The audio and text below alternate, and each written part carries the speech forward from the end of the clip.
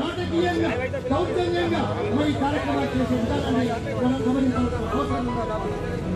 ఇది ఈ రాష్ట్రంలో కేసీఆర్ ఈ మొహం ఎక్కడ పెట్టుకుంటావు? రాజకీయాల్లో శాశ్వతం కాదు పదవులు, రాజకీయాల్లో ప్రజల అవసరాలు, ప్రజా సంక్షేమము, ప్రజల అభివృద్ధి శాశ్వతంగా మిగిలిపోతుంది. 1971 అక్టోబర్ నవంబర్లో ఆర్డినెన్స్ తెచ్చి 1972లో చట్టాన్ని తీసుకొచ్చాడు.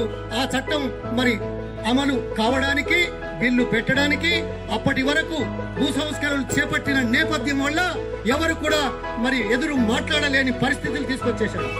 కాంగ్రెస్ పార్టీ ప్రజల కోసం చేస్తే మోడీ గారు ఆర్డినెన్స్ పెట్టుబడిదారులకు తీసుకొచ్చిన విషయాన్ని ఇక్కడ గుర్తించాల్సిన అవసరం.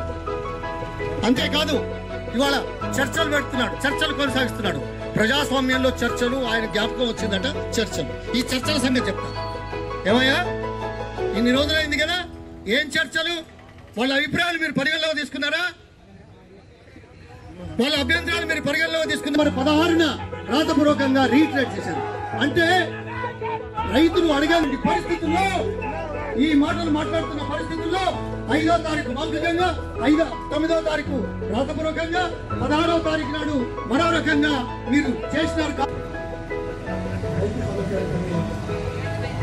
రైతులు